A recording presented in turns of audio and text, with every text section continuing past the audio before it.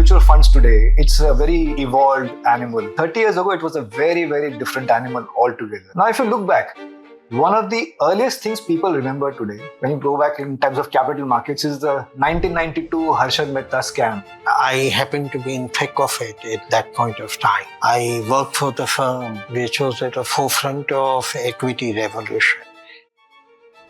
The name is Shah, Bharat Shah on MF Chronicles. When the markets are shaken, his conversations stir. From chaos to clarity, he built the way India thinks about investing.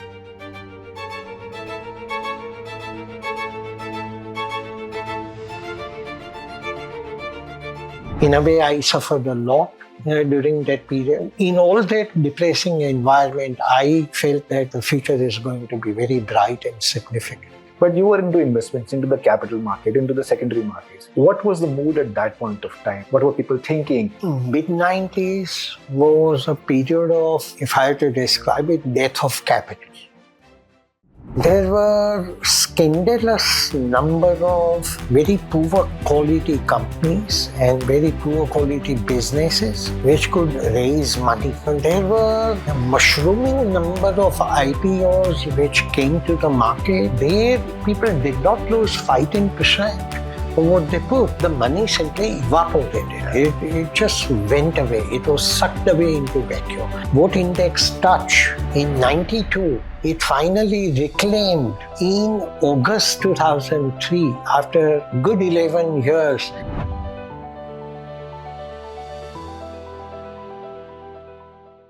Good evening, Bharat Bhai, and thank you for gracing our show. One of the reasons why we are doing this is basically to chronicle the history of mutual funds. When you look at mutual funds today, it's a very evolved animal. You know, there's a lot of technology, a lot of people, a lot of stakeholders in the business now. But in the good old days, and I'm using the word good old days deliberately, and I'm talking about 30 years ago. 30 years ago, it was a very, very different animal altogether. And I've had the pleasure of working with you. And I've seen people like you, stalwarts like you, actually work through it. At times without even realizing that you were shaping an industry, okay, which was happening. So the attempt of this show is basically to chronicle the entire history, right? Now, if you look back, one of the earliest things people remember today, when you go back in terms of capital markets, is the 1992 Harshad Mehta scam, as they call it. And that has been popularized because of a television serial, correct? But actually, most people don't even realize that there was another revolution happening at that. I don't know whether you remember, VSNL, Videsh Sanchar Nigam Limited, had just launched the dial-up connectivity at that point of time. Fountain. At Fountain, right? So, and I don't know whether the students here would realize that it took 3 hours to download a 5 MB file. Okay, so those were the days, and that was another revolution brewing. You know, it was what we know today as the digital stroke knowledge revolution. We've all benefited from 1991, Manmohan Singh's liberalization reforms. But 1992 onwards, it became a very different thing from the capital market point of view. I think SEBI was born around that time. You had dial-up connectivity happening from VSNL. And of course, you had all of these scams which were also coming through. I want you to just take us through that summer of 1992 when you were managing money, sitting inside your room. At one point of time, you were handling the largest group of analysts in one of your firms. What was the mood like, you know, when this whole thing broke out in 1992? And just take us through 1992, 1993, you know, this whole, what happened during the Bombay riots, and even before that in terms of the Harshad Mehta scam. What was the mood like in the investment fraternity? What were you seeing? What were you doing? How were you reacting? I happened to be in thick of it at that point of time. I worked for the firm which was at the forefront of equity revolution, which is GrowMore research in asset management. And that was while people obviously know Harshad Bhai and Ashwin Bhai, Harshad Mehta and Ashwin Mehta is household kind of names. But GrowMore as a firm is something not many people are familiar with it.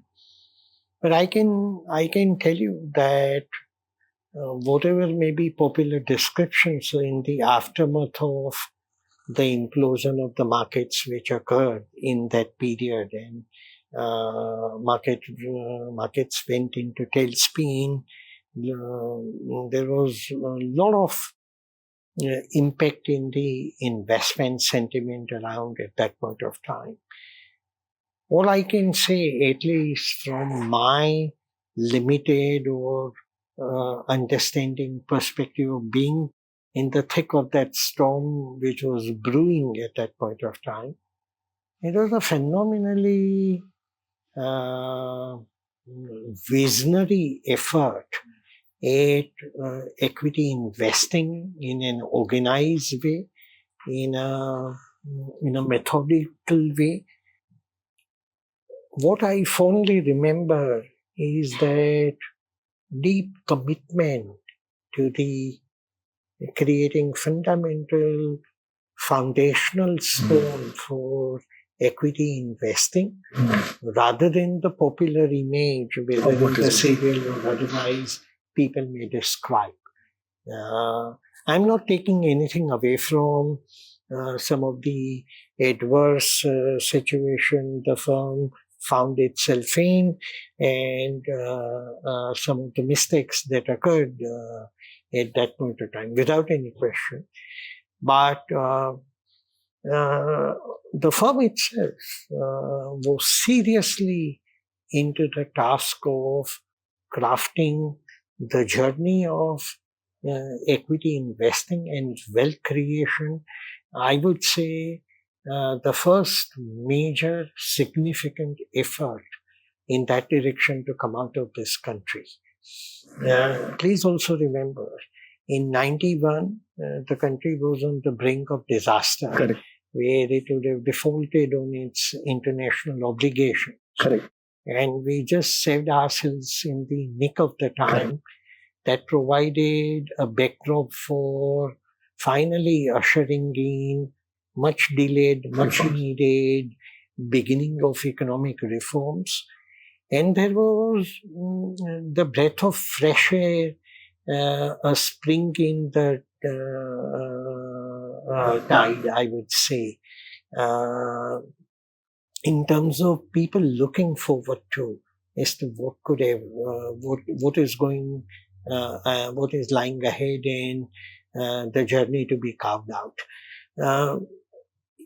Prior to that, if you see the journey of the country and her markets and her investing prowess of the country, it was only characterized by, prior to that, by very rudimentary, very primitive kind of environment of the markets, trading practices, investing culture was not even formed, or was not in any serious way, even in reckoning.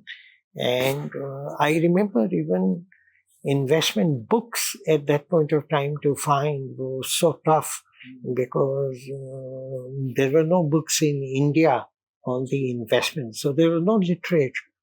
And all the international books were so difficult and expensive for anybody to afford and even think of getting them. But I practically worked during that period 7 days a week, Monday to Sunday. Even Sunday I used to be in office. Sunday used to be a little latitude where I leave office at maybe 4:30, 5 o'clock in the evening. Other days, practically office was like a be-all and of everything there. It was a period of such tremendous learning. I mean, so much idea generation, so much of energy, so much of actually intellectual fertilization of the rudimentary financial journey of the markets at that point of time. And I have nothing, even though personally, in a way, I suffered a lot during that period. I was without work after as the firm imploded and things went into tailspin. I was without work. Markets were torn apart, and there was virtually no opportunity to find any other work. And here I am, guy from a low middle class with no money to fend for except month to month, living with a paycheck.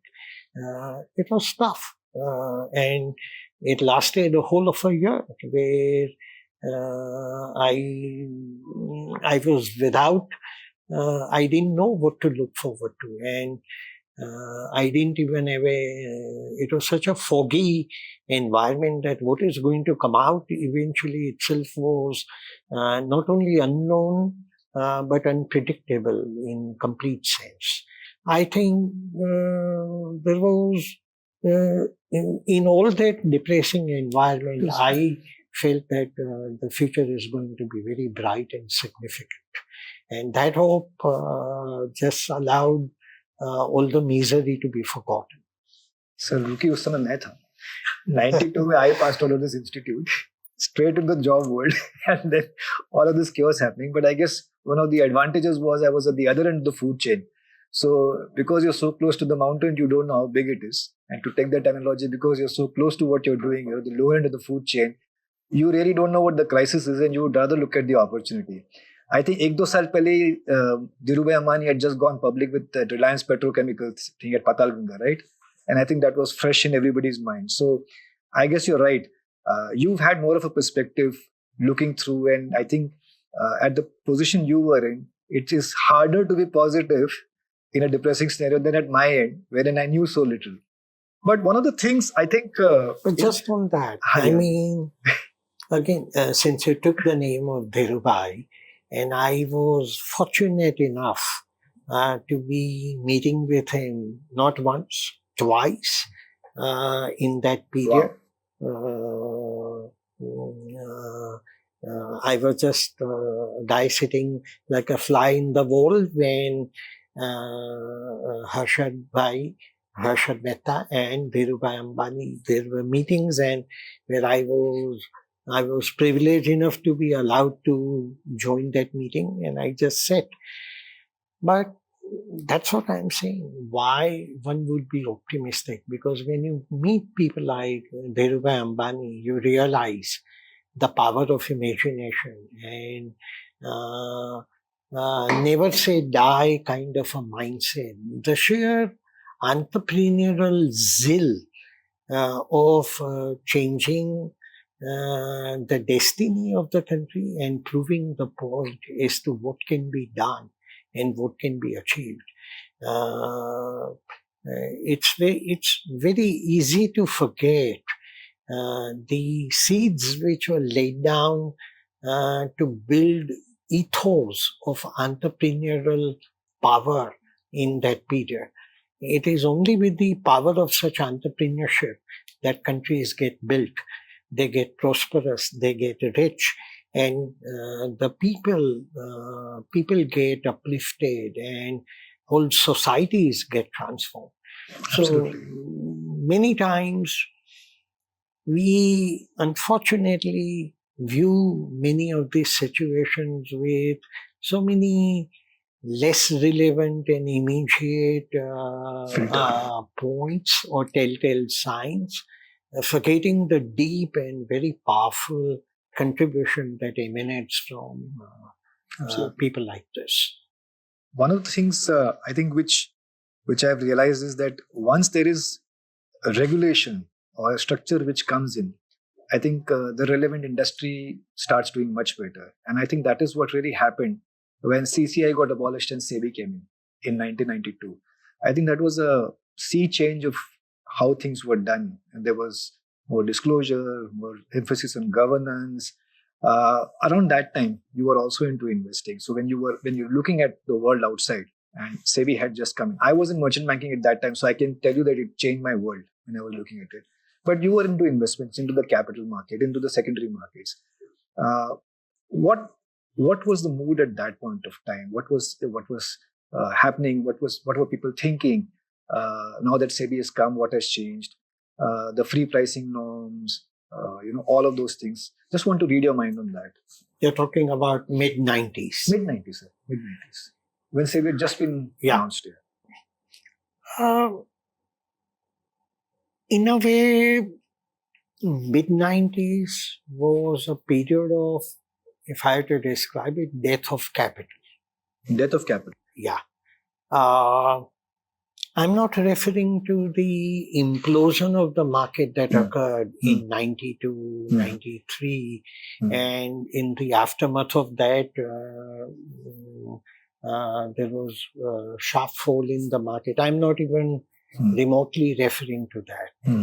I think around that period, there were scandalous number of very poor quality companies and very poor quality businesses which could raise money. Correct. Mushrooming number of IPOs which came to the market with virtually no restraint or no control over any one of them, with God knows what kind of background check on these firms had. Yeah. And therefore, it was not a case of bad businesses or bad entrepreneurship which resulted in lot of capital raise which evaporated. Fundamentally, these were most crooked and unethical people who came to the market and found it very convenient to get capital easily. In that period, for businesses to find organized source of capital like markets was just beginning to occur in markets in India. If you recollect the period of 70s and 80s, the businesses that gave reward to the people were only typically multinational types. Correct. You had the Birla MNC fund, right? We had a Birla MNC fund, as you recollect correctly, in 90s we had set up. But in 70s and 80s, that MRTP and FERA Act which were there, and these were firms which were extended offshoot of their global parents, be it Colgate or be it Hindustan Lever, as it was called that time, and many other firms of this kind, Pons and Brookbond and Glaxo and Main Baker and whatnot, Kestrel and large number of firms. These were the only firms which really made money for investors because these were serious and settled businesses. They generally were consumer facing or akin to that, even pharmaceutical firms and those, or good engineering firms, or some strong automobile related firms like Myco Bosch. Barring these firms, very few firms really made money for investors, and remarkable exception to that rule was the Reliance, which journey began in 70s, and then it built itself based on that cult of public participation, and that cult of public participation wouldn't have been possible unless people made money, and therefore, barring solitary exceptions like Reliance and maybe one or two more, a few more, I would say. Most of the Indian firms did not make any meaningful money for the investors. Only they suffer. The firms made money, but not the investors. So multinationals and some of these firms were the only connect of the people to the market, and which is why that popular belief was that markets are not a place for it's a scum's game, and it's not something that any self-respecting individual would like to be associated with, and that it was regarded more like gambler's den rather than a serious pursuit of what is actually a very intense exercise of investing. So the firms in 90s which imploded, I'm not talking of the drop in the market that occurred in the wake of what happened in 92 and markets collapsed and came down. But in 95 onwards, so many bad people, so many bad businesses, so many crooked entities with so much relative ease could raise money and simply disappear. Many of the firms didn't even exist. Actually, if you go and check at the address, the firms were not around. I mean, the people behind them simply disappeared in thin air without any of them brought to justice or put behind bars. Therefore, I would say 95 or thereabouts was a death of capital. It turned away a serious class of people from investing into, they got repelled away from the market. I'll give you a data point. In mid-80s, around that time, roughly double digit, about 13, 14, 15% of the household wealth was in equity markets that time. Really? Yes, in 80s. Oh. And then that number only dwindled and dwindled, where before these inspired run in last few years has occurred in Indian markets where they really have come into their own. That number was standing at 4.5%.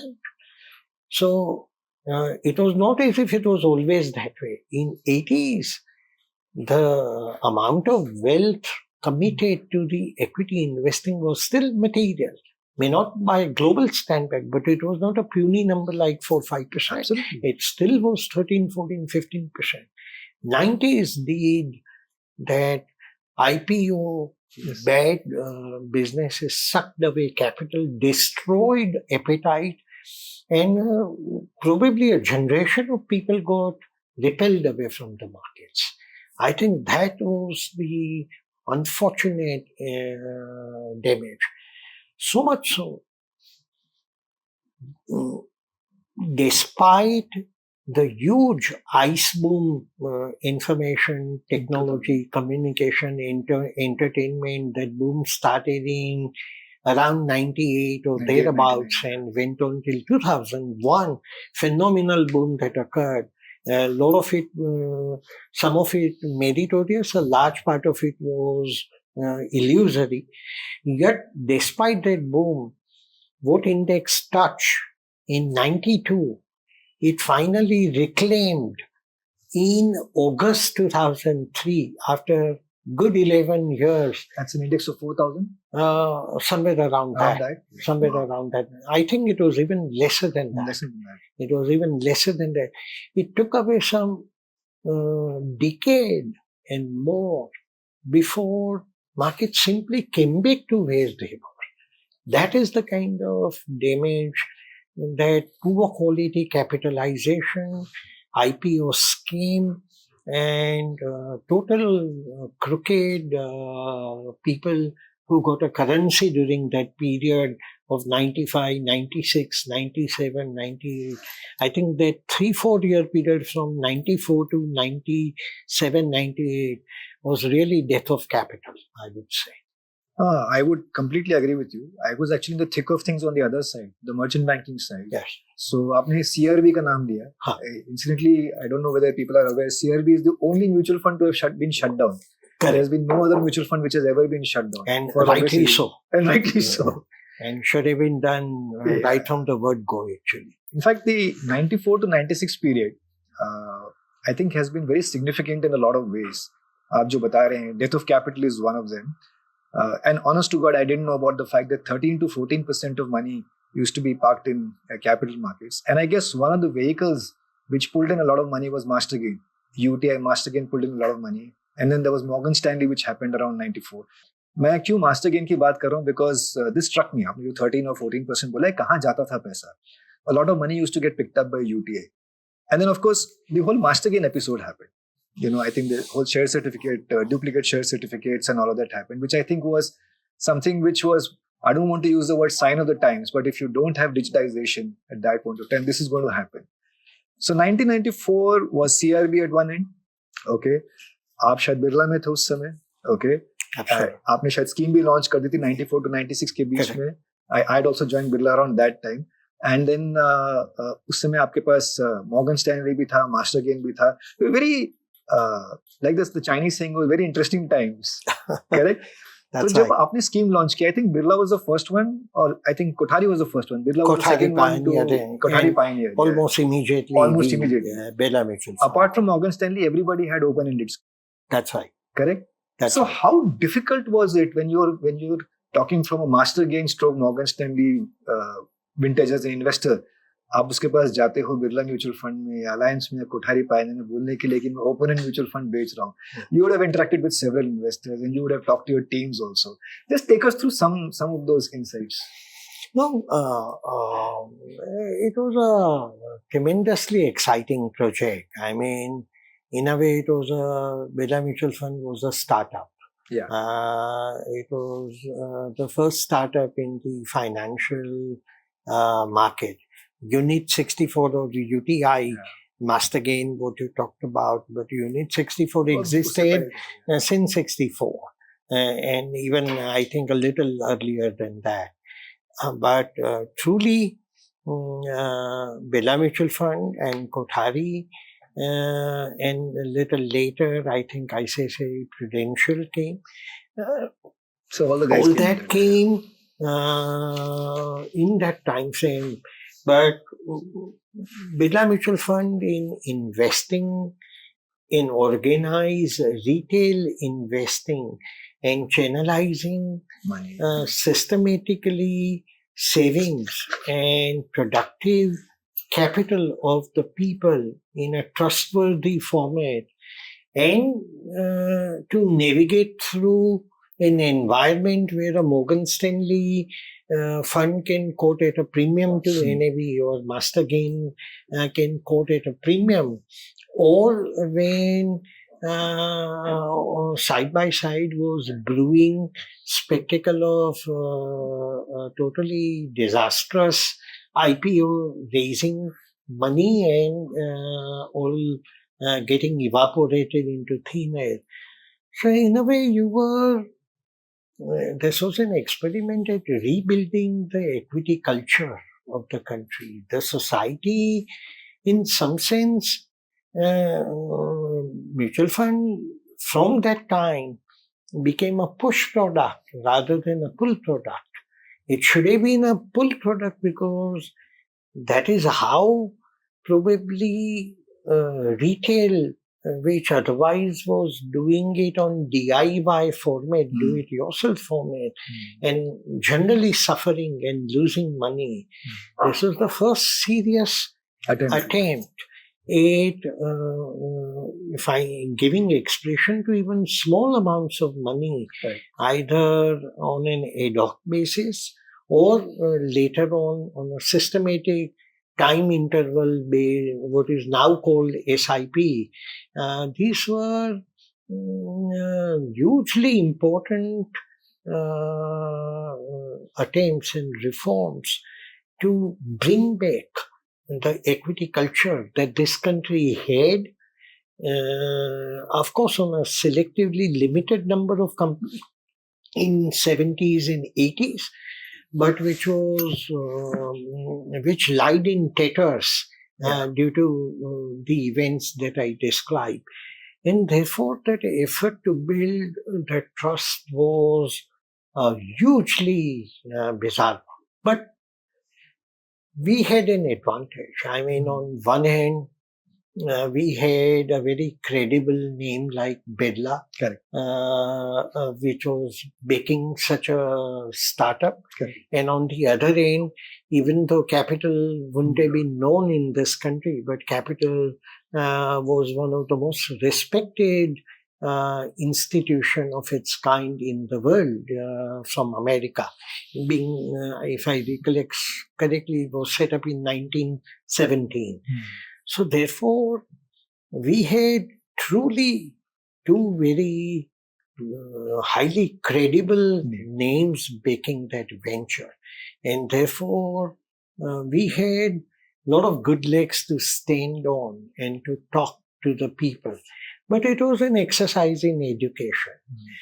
Also, we must remember, this was also, apart from equity, this was the first time a fixed income kind of an exposure other than a bank deposit in a more convenient format, in a more package format, and with a greater liquidity than what deposits typically offered, and yet retain the chance to earn returns better than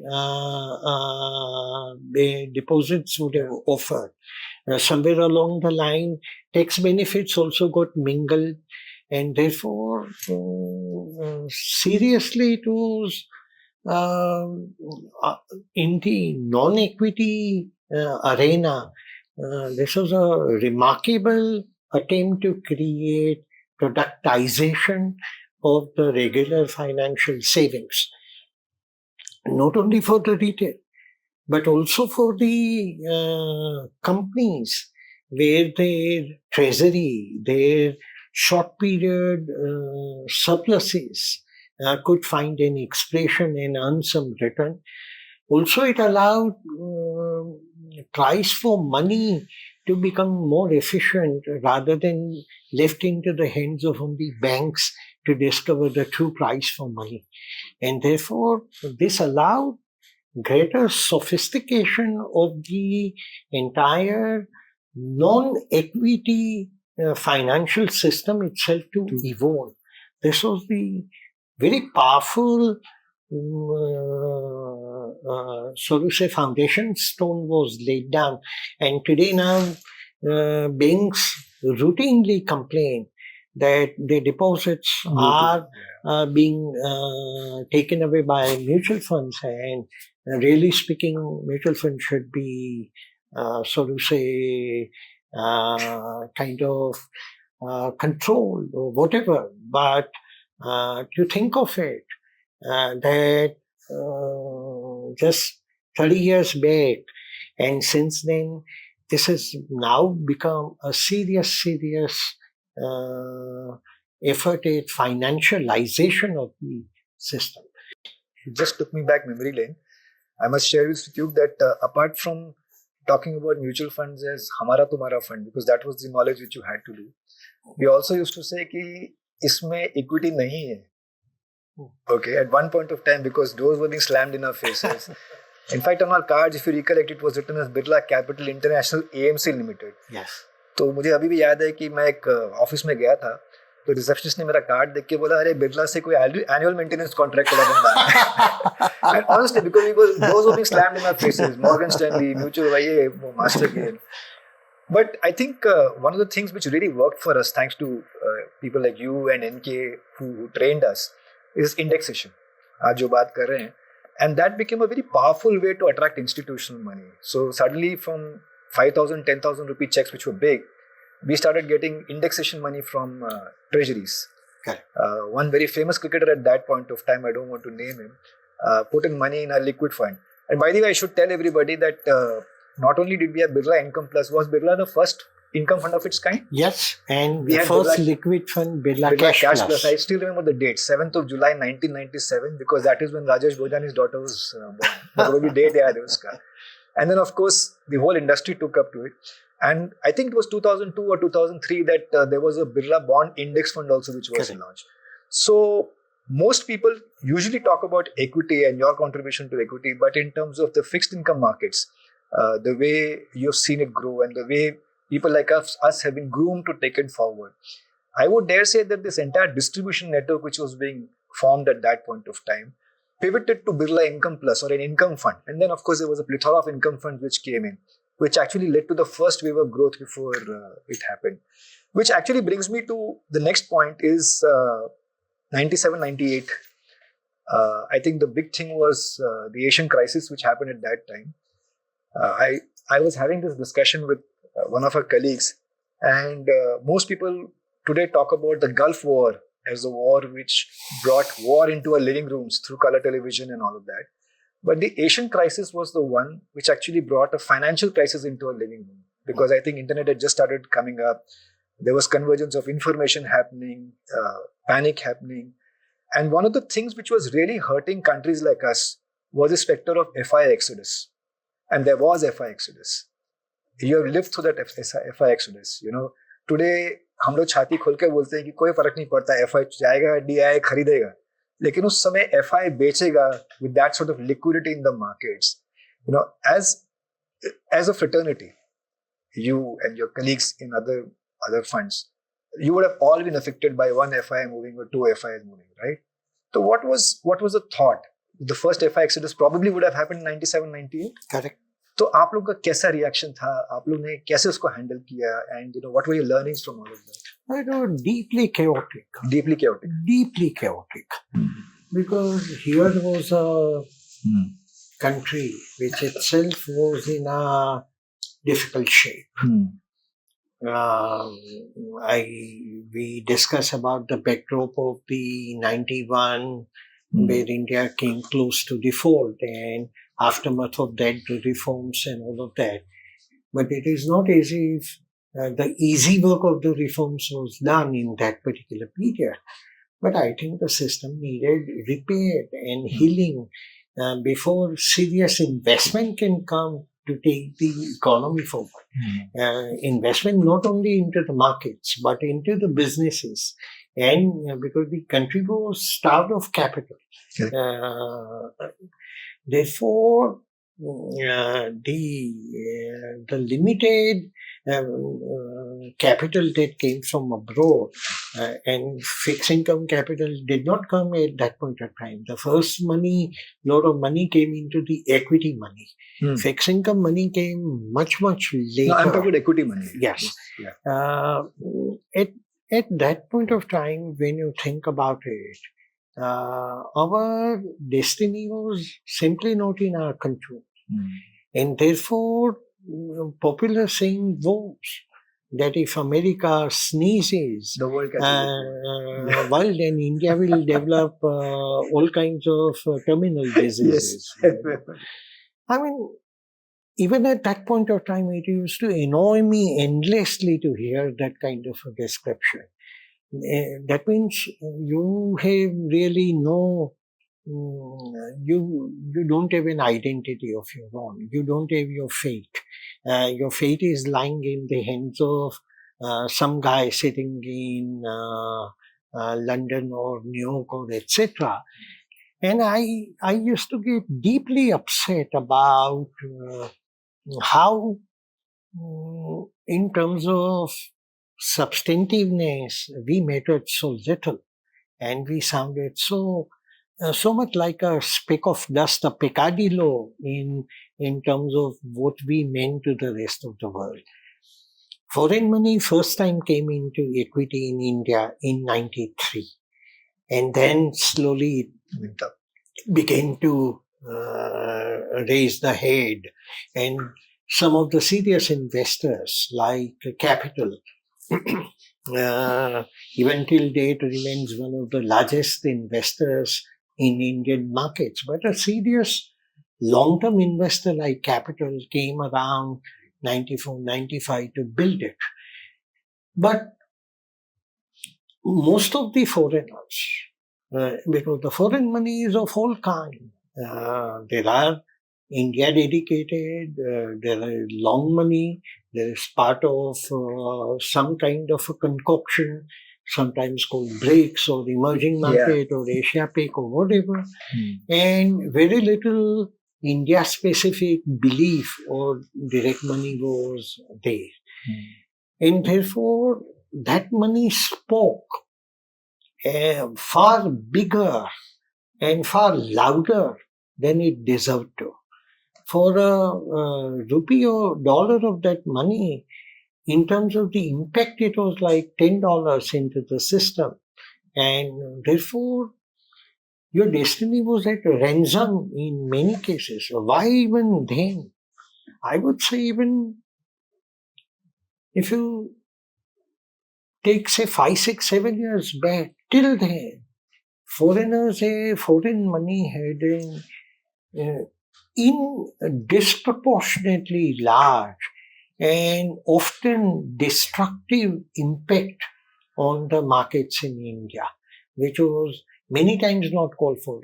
Recollect in 2008, global financial crisis. Correct. Really speaking, India had nothing to do with it and had no really reason to suffer from it. Correct. But it did. I mean, we witnessed one of the worst kind of meltdowns in the market, where Sensex lost 68% in less than 1 year. Nifty lost some 69%. Mid-cap index lost some 72%. And small-cap index lost 83%. In a period of just 1 year. Pretty much your wealth wiped out. All because some callous, greedy and corrupt money in America fell apart, and we suffered in consequence of that. Therefore, really speaking, you didn't have meaningful control over your destiny.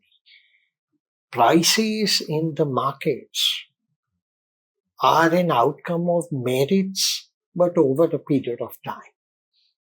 Prices in the market at a point of time are a function of the power of the money which is in or out, and the so to say raucousness of the noise that money makes at a point of time, or of the emotions associated with it. And therefore the game was cast against you. Here you were in a country where economy was just trying to find feet. The culture of entrepreneurship was beginning to acquire some meaningful shape, but prior to that we witnessed those very bad IPOs which damaged the sentiments. And the markets were rookie, investor confidence was low, and therefore some stray foreign money or foreigner deciding to wake up from the wrong side of the bed could affect the fate of the money that you were managing, and that over which you had no control in the short run. And here you are running a structure which is open-ended, and therefore it requires only for them. So how did you manage? I mean, redemptions coming in from retail. What sort of learnings were there in risk management, liquidity management? If you can give us some insight. Which is where it all began. You started very clearly realizing the risk underlying that activity. I mean, in the fixed income, the risk underlying a quest for higher return and sacrificing quality of the paper or liquidity of the paper. We know what happened 6, 7, 8 years back, and how funds were fixed income funds came close to collapse. Correct. And couldn't honor the commitment, and resulted in real disaster moment. And that was not long time back, just 6, 7, 8 years back. Therefore, even though these foreigners had nothing to do with the funds that we were managing, we had to be mindful of what they could do. And many of that foreigners really had little idea about India or little idea about Indian opportunity. Most of them came on a quirk or on a whim, I would say, barring a few serious committed ones. Fortunately, some of them have still been there till now. You couldn't have said the same thing about others. Therefore, there was always that lurking thing, and therefore it could once again give a bad name to market. And every external event can get amplified and extrapolated, like Asian crisis, which again had nothing to do really with India, because India was still very inward economy. It was protected from outside, while the cancer of Asian crisis was in the externalization of Asian champions, like your Korea and others, where they witness, or Japan, and what they witness terrible problems in their own situation. So, risk control, trying to make your investments more granular, because then you ensure that those investors really remain with you long term. Plus, anyone doing something doesn't impact your own structure too much. On the other hand, you have to build an education effort of a sustained nature, and which is not merely communication or keeping your client informed, but a genuine education effort that, look, these are the conditions, these are the situations, and therefore we have to find a way out of that as an economy, as a nation, and as markets. And therefore, with patience, we can build a value creation journey. And not only for us as individuals or a firm, but for the vehicle and for the mutual fund industry itself. So many of these went parallel. Internal practices became more evolved, where greater recognition of internal failures which could come by, which could be compliance failures, and compliance not in a very technical way, in a real sense. Where you genuinely uphold that trust of the people. You can make mistakes, but they have to believe that you will be, whatever you are doing is for their good and for that commitment. That itself required a lot of effort to be built. So internal systems, risk matrix, supervision by the supervisory structures, whether from the board or from the trustee firm, creating communication bridges and a genuine reaching out. And just because somebody has put a few thousand rupees only, you can't really say that I don't have time or the availability to talk to you. So even at that point of time, where mutual fund fundamentally is a faceless and kind of a remote organization, because millions of individuals can't be directly be connected with the way the private money is expected to do.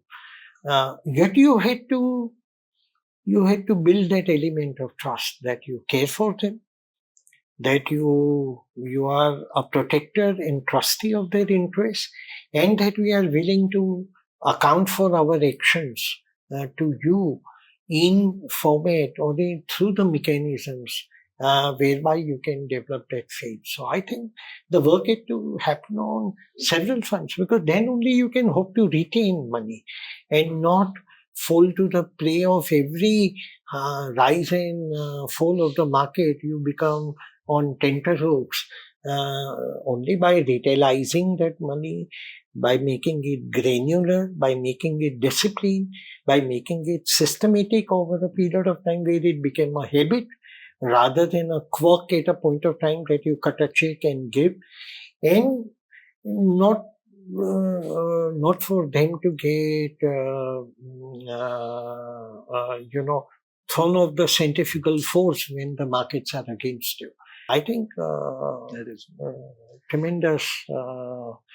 When I think about it, sometimes it sounds difficult that we survived and we grew through that. Goosebumps while you're talking. You lived through that. In fact, आपको एक मजे की बात बताता हूँ. You talked about education, and yes, we were talking a lot to people कि income fund कैसा होता है, because I think 98 Jan 16, 1998, RBI raised the interest rates. I think it was in response to this crisis, and for the first time, liquid fund NAVs fell across the India. Absolutely. It was a Saturday. Negative. India Bangladesh का cricket match चालू था, and Rishikesh Kanetkar had hit a 4. मुझे क्यों याद है क्योंकि उसके बाद life became hell for the next 15 days.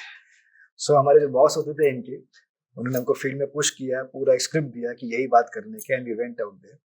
And I think there was an ad in the newspaper. I don't remember exactly what year it was, but था कि investment advice, call on these numbers, which was the Fort office number, not Fort, Nariman Point office number, Raja Center office numbers. Now, in a quirk of fate, जो numbers थे, हमको इनके ने बोला ये call forward करो घर के लिए, क्योंकि weekend पे call आ सकते हैं, क्योंकि Friday पे ad डाला था.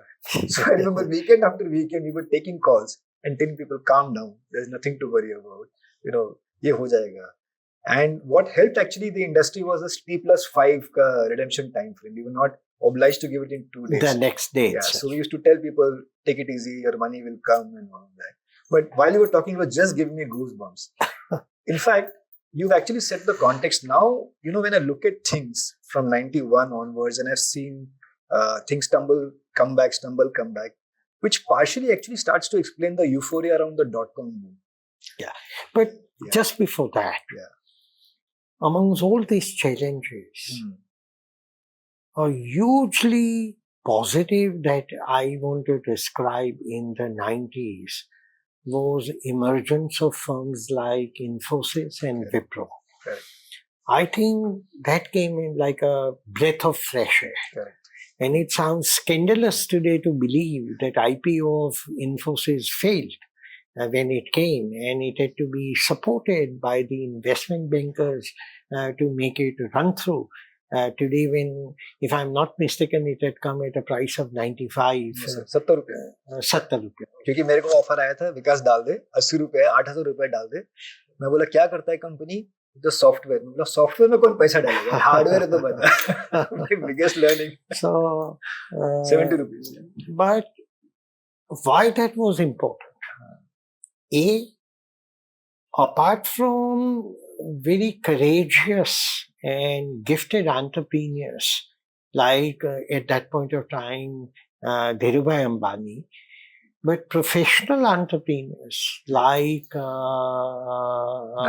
Infosys or Wipro, Azim Premji, who entrepreneur in a huge way in his own right, at the same time a kind of a professional entrepreneur with the ethos of that professional structure around that. That came as a breath of a fresh air. Many of those people were different, their backgrounds were different, their language was different, their businesses were different, the models they were seeking to build were different. And many of them sounded almost like the middle class people from whom they raised money and built the businesses. They didn't look too very different from that. And yet brought about a culture of a certain kind of a governance that became defining one in many, many important aspects.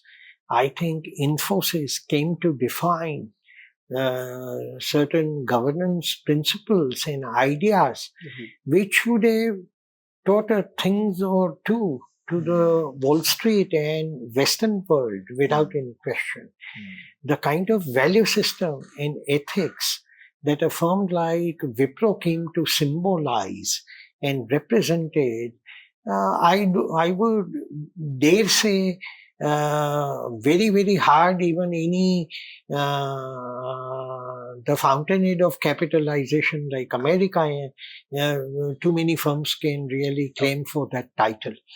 So I think along with many challenges and adversities, but I think simultaneously with a creative destruction, while a lot of rotten things were getting destroyed, and rightly so, I think we were giving birth to some fantastic, fresh new opportunity. No, in a way, I mean, this is beautifully articulated. In a way, I think if one has to use this thing, it was a software update for India, which actually was happening at that point of time. Bharat, you were one of the few people who was prescient enough to see the opportunity beyond the noise. Okay, you could see. I know because I used to interact with you quite a bit, from Y2K to dotcom, and which is now e-commerce. I think you probably were prescient enough to see what was happening at that point of time. Also, there were a lot of funds which were being launched at that time, the IT funds. So, two things I wanted to understand. One is your perspective, your vision, how you saw beyond the noise, because it was very easy to get carried away in the noise. I think I jokingly tell people today, Hindustan Lever had released a press release saying that they're going to launch a website. The next day, the stock was up 3%. People laugh at me even today, but if you remember what I'm talking about, right? There was frenzy which was happening. You just need to hear name taking. Absolutely, right? But you managed to see beyond all of that, which is why I think that was one of my learnings. You managed to see all beyond that. And also, this frenzy of launching funds. This was, so my question is, okay, the frenzy of launching funds is one side, which I think was more market driven, but how did you assess the opportunity beyond the noise? What was that came about? Because there was so much of jubilation, there was so much of happiness. You talked about wealth creation, and coming in from 91, one can understand that this was probably the spark which lit the fire. But at times it was a little bit of smoke and no fire, yeah, which is what the valuations ultimately turned out to. What was your perspective? How did you break it down? How could you see 10 years ahead? That will be a great thing for us to know. Well, I had my own share of mistakes. There were some mistakes I avoided, but some others I succumbed to, and I'll come to that a little later. But before that,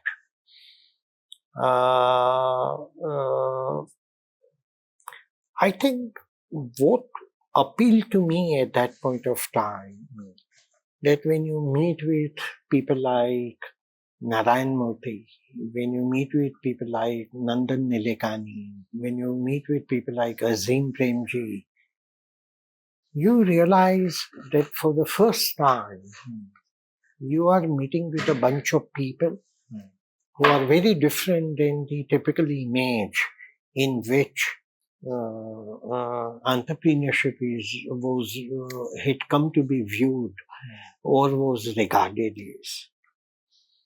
I also instinctively felt about one important thing, that the size of opportunity of this activity is tremendous.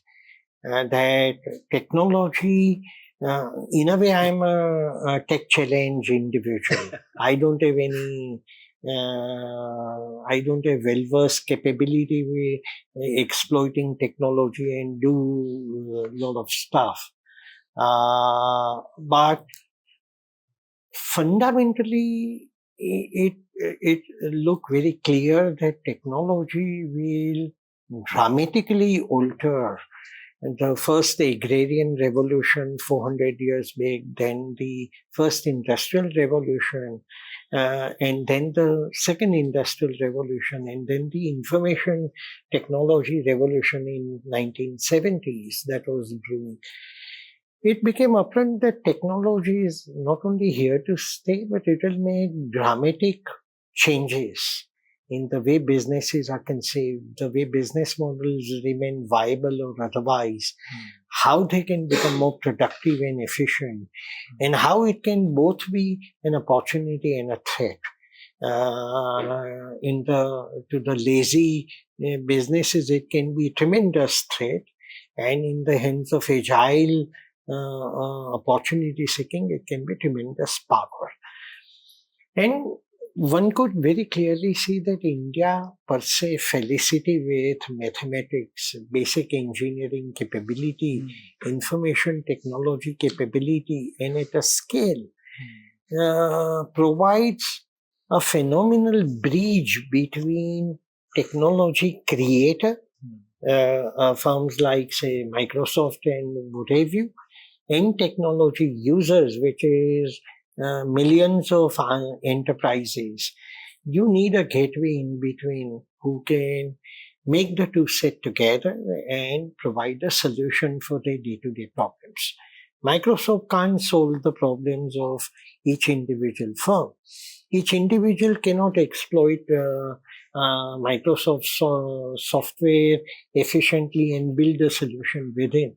But Infosys can, and Wipro can, and TCS, which came much later as a listed entity, though as a firm, it was ahead of any of these. You needed that service. And the greater mark that technology will make, greater will be the need for this. And finally, I felt that these are businesses which were in a country where return on capital employed of the balance sheets were very poor. Balance sheets were typically debt laden. Return on equities were poor. Here are businesses which are fantastically cash flow generating, earning margins at that point of time closer to 40 odd percent. Today, these margins have come down to 23, 24 for the best names. But at that time, 40% plus margins were on businesses making 70, 80% ROC, and on their small base growing at a rate of 50, 60, 70% on a top line. I mean, this was like a super killer combination available. High growth, high margin, high capital efficiency, and durability of that equation for the long period and not short period of time. Therefore, it was like a perfect opportunity, it seemed like. And in that context, even on a regular mathematics, regular investment logic, these businesses look underpriced actually. Forget about fairly priced. They look underpriced. I mean, I remember days when Infosys was just about single digit kind of price earning multiple. Therefore, this was a terrific combination as an opportunity available. The mistake that I would say I managed to avoid, and I remain in a way quite deeply satisfied within, was never to fall for these riffraff and rubbish companies. Many of these rubbish firms had become very popular, and there came a phase of about 1.5 years where these rubbish firms went way higher than the Infosys and Wipros of the world did. And mind you, Infosys that we invested into in Birla Mutual Fund, from the original cost, it went up by more than 3-digit times, more than 100 times. Wipro went up even much higher than that. And we were next to Mr. Azim Premji. We were the second largest shareholder of the firm, of Wipro at that point of time. Mr. Premji, if I'm not mistaken, used to hold some 91% equity of the firm at that point of time. And we were a very substantial percentage equity holder in Wipro at that point of time. And it went up even much higher, while Infosys, if I'm not mistaken, went up some 130, 140 times from the cost at which we originally entered. Wipro went up even higher. Compared to these firms and high quality firms, many of the riffraffs actually went up much higher in that frenzy, when all sense was thrown aside. It not only remained confined to the software, there was a ICE caucus which got developed, which was information technology, communication, and entertainment. Some very peculiar concoction, but many of these other firms suddenly acquired kind of a aura of intellectual capital businesses rather than asset-based, regular humdrum activity. So that was the good thing that I probably at least will give some little credit to myself, will be to avoid completely and scrupulously all the riffraff. And I recollect, without naming names, barring one another mutual fund, uh, uh, apart from Birla Mutual Fund, practically all the funds had fallen prey to the charms of these outrageously bad businesses, bad promoters, Correct. and bad balance sheets, and completely zero pretense to any governance. And therefore, it was very tough. On one end, you believe that these other names are dangerous and destructive, but they are the ones which are doing phenomenally well. And on the other end, here you are sitting on the good names, but they are not doing as well. Though in the earlier period, those names did phenomenally well, but then they were struggling relatively compared to that. And how do you hold your faith and belief without with having full confidence that you are not making mistake, because there is always a possibility that I could be making a mistake and I may be wrong about my judgment, and therefore what I'm ignoring is an ugly duckling. Could actually there may be a merit, and what I'm clinging on to, maybe I'm sitting on some problem. So that was one good thing I probably did, but equally, there was a significant mistake I made without any question. Because you didn't want to get into these others, and that was like a no, and these others had performed well, Infosys and Wipro and a few others, uh, and had given a tremendous size and scale and returns, and therefore customer loyalty. Like you mentioned, some of the funds went through NAVs, went up a multiple times in less than a year. I mean, therefore, probably I overstayed in many of the names. Secondly, I allowed disproportionately large weight of some of the names to continue to prevail, saying that those others are not an option. These are the ones which we have got. We better remain with them because other and they continue to look attractive. Therefore, I think I took my eyes off the ball of valuation. They were sound businesses, but whether they were sound values, clearly no. And therefore, when the cookie crumbled, while the bad ones evaporated, and most of them have gone out of existence. They don't even exist as businesses any longer, and several of them. And the good ones also suffered a grievous kind of a blow. And I think that was a mistake. I overstayed in that.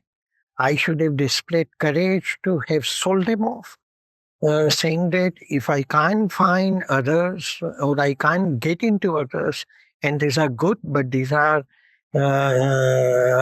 parties long after the deadline is over, I should have displayed courage to have sold off. And I laid disproportionate weight of some of those names to linger on in the portfolios. And therefore, I had fallen prey to, in some sense, intellectual lethargy. Or I would say, I won't call it intellectual arrogance, but certainly intellectual lethargy and uh, unnecessary comfort with the status quo rather than disturb the apple cart. The apple cart needed to be disturbed and to be moved away from, but I discovered that only little later. So tremendous learning from that phase. That is so beautiful. Thank you for sharing that. I think for most of us who have seen the other side of the fence, and without looking at the investment piece, reading into your mind how things went is going to be a great learning for people who are going to be listening into you. That is very nice of you to share. I think really, really nice. Wonderful. You took us through the whole 99 2000 phase.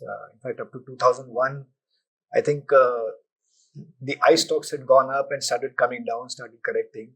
But the most significant most significant point of 2001 to 2003 in my mind was the UTI. I don't want to use the word collapse, but I can't think of any other word. This was probably, this was, what is the word I'm trying to look for? Such a venerable institution. And you were talking about it coming into the spotlight and scrutinized under the spotlight, and not some unsavory details were coming through. There was a committee which was appointed. I'm not getting into that. But I think from a mutual fund point of view, from an asset management company point of view, I've been talking to people and they said that this was probably one of the triggers for the cleanup of the mutual fund industry. I think after this, a series of regulations came in for that. So, what was that you felt was the most relevant regulation which came in, or a set of regulations which came in, and how did you manage that situation? And a little bit about the industry, what the industry was also doing at that time.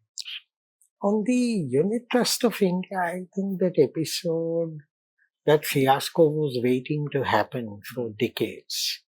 The name trust, it was too much reliant on the trust rather than the underlying mathematics and science of what a mutual fund NAVs are all about. Correct.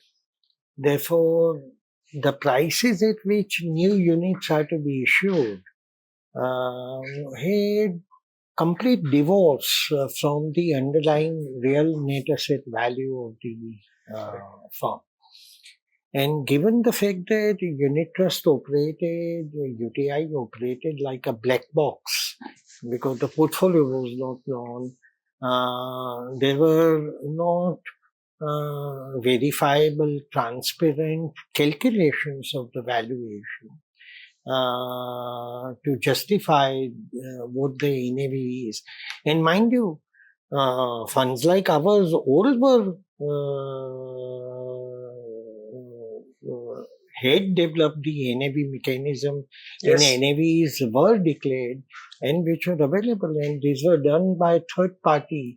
And this was, I think, once a week. It was an internal fund, right? It was not daily for length of time. But it certainly was at a defined interval. Correct. And it was done by the third party. Correct. So that we didn't have any hand in computing that. So that isolation of the executive arm and the accountability of what is stated is correct or not was segregated. In UTI's case, I think NAV at which new issuances were made or units were redeemed had no connection with the underlying value. Secondly, even the computation was not professionalized, and therefore not only it was divorced from reality, but it was self-serving one, because it sought to kind of keep the fiction alive, what was going on for decades. And therefore, given the fact that it was the first mutual fund, so to say, and in the public sector, therefore it had wrong appearance of some kind of safety of the government support behind it. It wasn't there. There was nothing in the charter of UTI was there. But by practice and by belief, it acquired that safety network around it as if what is being done is right and whatever, nothing can go wrong with UTI. I think all of that created a very, very bad situation to come by for a long period of time. And we just allowed that murky thing get prolonged without any verification. I think the trustee board responsibility also clearly comes into question whether any effort was done or not. What kind of auditing was done of all of this itself raises question. And it also clearly raised the question that while NAVs were transparently being disclosed for others, why UTI had some kind of immunity to that. But all such major and rude kind of shocks is an opportunity finally to clean up. Absolutely. And to make things better. And I'm glad. I think it was handled after the fiasco blew over, rather blow out. After it did blow out, we did many right things to solve the problem, to cause a minimal damage to the people. Some damage was inevitable. Yeah. But cause a minimal damage, allowed a period of handholding through which the process was NAV transparently then got moved to the realistic framework of computation. And most importantly, it broke the myth of invincibility, because no entity, no financial entity can ever, however well it is run, however strong in value system the entity may be, no entity in a business of financial world can claim complete 100% immunity from anything, which that demigod status that UTI had acquired, it had to be broken. It was for the good of everybody. And I think finally it allowed for the whole thing to be opened up much more, which subsequently led to, I think, insurance being opened up in a similar light. Yes. And many other industries which till then were only in the public sector eventually got into the private, which is how it should have been. And in a way, I think UTI issue propelled us in that direction. I think that's a very fantastic perspective, because a lot of people, when they talk about regulation today, okay, they look at regulation and say, oh, it's very onerous. Oh, we have to do that. Now, some parts of it might be right. But if you look at the backstory from which it is coming, you realize that some of these were organic. If UTI had happened, that is the reason why you had more disclosure, more transparency, NAVs online, and portfolio disclosure started having thick and furious. You mentioned a very important thing about trustee boards. I think trustees became more accountable, and it has since been now structurized. There's a lot of onus on, and it has become onerous to become a trustee, but all for the right reasons. I heard you sometime before when you said they're custodians of money. Okay, and the trustee board is the custodian of the mutual fund money. So it allowed mutual fund infrastructure truly come of age. Yeah. All the support entities which support mutual fund, where mutual fund really focuses then on investing and customer connect, but many other very important bedrock which makes mutual fund happen, computation, technology support, and many other things. A lot of high quality intermediaries and infrastructure support services have emerged. Absolutely. So that has allowed it to take off and acquire the size and scale of its own. Absolutely. In fact, one of the things I realized what also happened was that a lot of processization started happening in the investment management fraternity. I think risk management became the center of the Of course. You mentioned some time back about the speed at which the stocks grew. Okay, and there were tailwinds. But I think risk management came in as very effective brakes.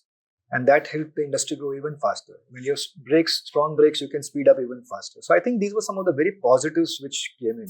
And I'll make one more point on regulatory remit and regulatory evolution. lot of time I found that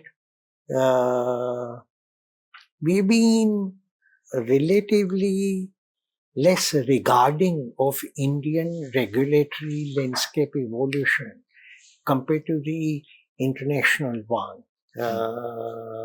Mainly Anglo-Saxon world of America and UK. Rest of the Europe, regulatory remit, in my opinion, is very poor. Even today, Europe has a lot of gaps in the regulatory remit.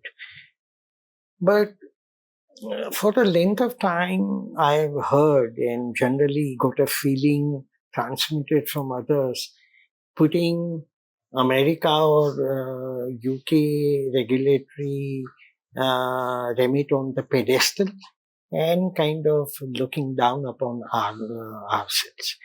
All regulation in any activity is a evolutionary activity. Correct. Nothing can be conceived in completeness in advance so that no accident can not occur, or every accident or every damage is prevented.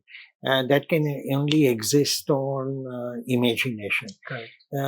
In any field, in any area, whether medical, whether financial, whether defense, or any other field that you take, regulatory remit is a continuously evolutionary activity. In the process, surely there have been many milestones when we needed to learn, and we have learned many things that we have improved upon, and we did.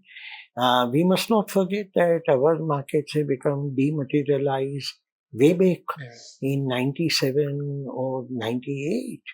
And even today, some of the so-called developed markets are not fully in that shape. Our trading is entirely electronic with a completely transparent trade. Some of the best markets in the world still operate on some of the archaic principles. Not entirely, but there is that still in prevalence. What at times I think is not given enough credit is how well our overall regulatory architecture has evolved over the period of time. Surely we might have made, there have been points of time when our learning, we got a root shock and we have learnt out of it, but we've evolved all through. And in many areas, I would say our regulatory practices are ahead of the Western world. We don't easily give a credit for it to our own regulatory landscape, but I would say our regulatory environment over a period of time has actually improved ahead of time. In most cases, more proactively and less reactively. So it deserves to get a more credit than typically people are willing to give. No, I completely agree with you. In fact, I think once regulation, like I was mentioning, starts taking shape, the industry starts going faster and faster. And I think if you look at the period of 2003 to 2005, it was almost like the energy was back again. It was India shining. The FIs were making a beeline to coming here. Interestingly, in 93, 94, 95, there were some AMCs which moved out. The Dundies of the mutual fund, the Jardine Flemings of the world, Sun FNCs of the world. In 1995, in 2003, 2005 period, there were some AMCs which were acquired around that point of time. I think Birla acquired Alliance and HDFC acquired Zurich a little bit before that. Birla acquired Apple. Birla acquired Apple in 99, 2000. Okay. And then acquired Alliance in 2005, I think. Principal taking over Sun FNC. It was happening around the same time. So it was a very energizing period at that point of time. So the point I'm trying to make it is if you connect regulation in the 90s and maybe a culture towards research and process in the 2000s. And then by the time 2005 happened, you had technology and transparency. This was leading to a lot of energy coming back. SIPs suddenly became the buzzword. Where people started looking at that. You had a large fraternity of distributors now starting to sell. NGOs of the world had really started picking up speed. Okay, what do you remember the most about that environment? Because that was probably one of the periods which laid the foundation, another foundation for the organic. What do you remember about that? In 80s and 90s, forget about broker defaults. Stock exchange defaults were common. Correct. I mean, time to time, stock exchanges were known to default and not honor the commitment on which you trusted. Broker defaults were dime a dozen. I mean, therefore, it was like a Wild West activity where you are taking a chance on something. Even your transactions, you do not know at what time it is done, at what price, and what is the brokerage charge on that. I mean, entire system was rigged, like in real estate, where practically system was rigged for decades till we came back to senses in last few years, and where culture, ethics, norms of the real estate industry have improved, and therefore that is important reason why real estate industry is now doing well. While it was in a slumber after the global financial crisis, almost for a decade, where it went through its catharsis. Correct. Therefore, fundamentally, we have to appreciate that risk assets require a lot of careful nurturing of the entire ecosystem of various participants, and nobody should have any belief about one's own invincibility. In every entity, including infrastructure provider, intermediaries, executioners, regulatory remit, investment vehicles and entities, every single entity is accountable. Correct. Is for that ultimate trust upholding of the system, because that guy who is putting that 1,000, 2,000, 5,000, if he had ability to do that himself, he would have done it. He can't, and he wants a low-cost efficient solution. That's why he's coming to the system which he can depend upon. And therefore, while in fixed income, in any case, also is a risk investing, and therefore it can implode if not taken care of. But that risk is much higher in equity investing, and therefore whole ecosystem has to come alive and recognizant of this in order to create self-sustaining, self-supporting, self-confidence building mechanism. And each entity has a role. Absolutely. Those who are governed as well as those who govern. Correct. And those who provide services and support to those who make decisions. I think the whole ecosystem has to constantly be mindful of that, that ultimately you have only that much right in the system and no more. Like in investing, the day you believe you know everything, you know the death of your investing. Because there is only so much you know in investing, and beyond that is a gray area, and that you may probably learn little or may not learn some of it at all. Right. Similarly, in this, every entity has only that much remit and that much strength and that much power.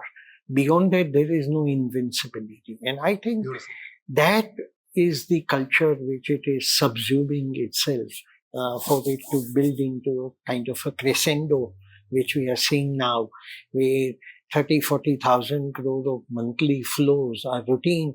Whoever thought that foreigners can become irrelevant virtually in the inability to influence outcome? I suppose it must be hurting their ego probably.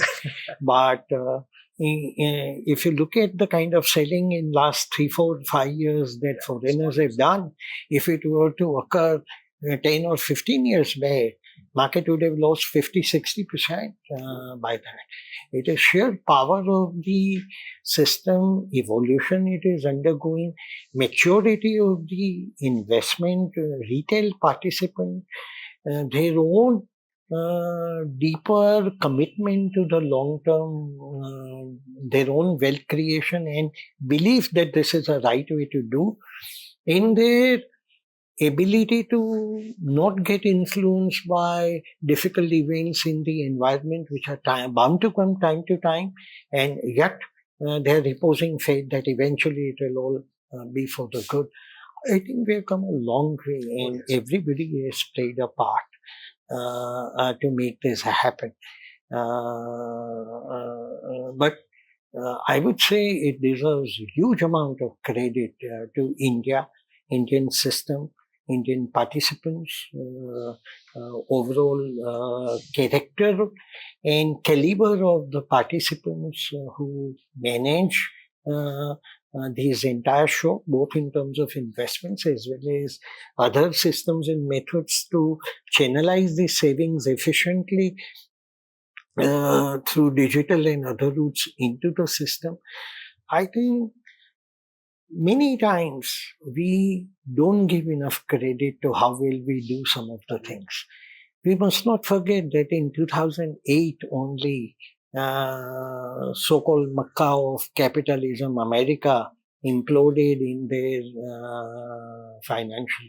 And roots of that crisis were not failures of the processes or methods. It was greed, avarice, lack of character, and winking aside on wild kind of abuses that were taking, of which it is obvious that eventually something terrible has to come out. When you know that Lehman Brothers on their balance sheet were carried $58 of borrowing against $1 of net worth, it doesn't require you to be genius to figure out that an accident can very easily occur and it can go down. And yet, whether that system is learned adequately from that fiasco, first of all, it allowed such a fiasco to occur, and then whether it is learned enough, I'm not sure. And to that extent, like they say, "Ghar ki murgi dal barabar," I am not in that camp. I think we as a system deserve a fair bit of pat at our back. No, I couldn't agree with you, Bharat. There are so many moving parts in running a mutual fund. I've headed a mutual fund. I've run a mutual fund, and I can tell you that there are so many moving parts. Even more so, in the good old days. Folks, we have time for a couple of quick questions, if you don't mind. Question for you. You mentioned about how Indian markets were affected after the dot-com revolution. So could you tell me about what were your keen observations about how the industry was affected after this new wave of artificial intelligence? While you keep seeing a lot of opinions floating on both the sides, much more in favor of artificial, some are very derogatory of artificial intelligence. But I do definitely believe artificial intelligence is one of the most dramatic upsurges and change agents which has come by. Ultimately, in investing, for example, one still has an advantage because you are basically weighting or putting your rationality against the rationality of a market at a point of time, and therefore you tend to benefit. That market may lose a mind at a point of time and either outrageously raise the price or outrageously depress the price, like in immediate aftermath of COVID, where in a matter of 5 weeks, markets lost 45%. These things will, time to time, in a cyclic, rhythmical fashion, will occur in the markets. Investing game is harder for AI alone to win. But fundamentally, I have a deep belief in eventual good of the humanity. Finally, while there are valid viewpoints that AI can be destructive and can damage very badly, but I am hoping, and I hope I am not gullible optimist only, but I am hoping that it will eventually be for the larger good rather than some terrible Machiavellian kind of Frankenstein scenarios. Those are drawn up for AI. Good evening, sir. My name is Geet Inamati. I would like to ask you three skills or three traits uh, that are much more needed, especially a fund manager must possess in the wake of challenges that they face, Some I already talked about. especially during the downside of the market. Downside or upside. In fact, in upside of the market, you are likely to make probably more mistakes than in the downside. Therefore, contrary to popular perception, the chances of bigger and more calamitous mistakes is higher in the rising and ebullient markets, because you start feeling like a genius and you feel nothing can go wrong, and that's where you can fundamentally make very big mistakes. Plus, investing requires you to dwell into future. While humanity is taught to fundamentally spend time with the past and present, you have to train yourself to walk out of that dichotomy. That you, as a Homo sapiens, you genetically for 4.3 million years now that Homo sapiens are around, are hardwired to learn in certain way. But if you want to succeed in investing, you have to go against that and to be able to do that. So you have to fight with yourself. I think I will not exaggerate if I say that this was a masterclass. Apart from the mutual fund story, apart from the Bharat Shah story which we heard, I think we gained a lot of insights. What it takes a mind which is fighting against the noise in the market, which is answerable to so many stakeholders. How do you build an institution? How do you build a business? And how one such institution amongst so many has built an entire industry. This is what we want to bring to you from the MF Chronicle desk. One of the things I realized is that it takes a lot of guts to stick to your conviction when you're peering into the future. Not everybody can look into a crystal ball and say that this is what I'm going to do. Sometimes your bets can go right, sometimes your bets can go wrong. Two things: one is stick to your convictions, two is be humble in case you're going wrong. And we learned a lot about that in dollops in today's masterclass. In essence, we move from frenzy to fundamentals and from information to insight in this whole decade, from 93, decade plus, from 93 to 2005. Thank you so much, sir. Thank you for being on the show. We are really, truly honored. And on behalf of my entire crew and Vikaas Institute of Management and Research, really, thank you so much.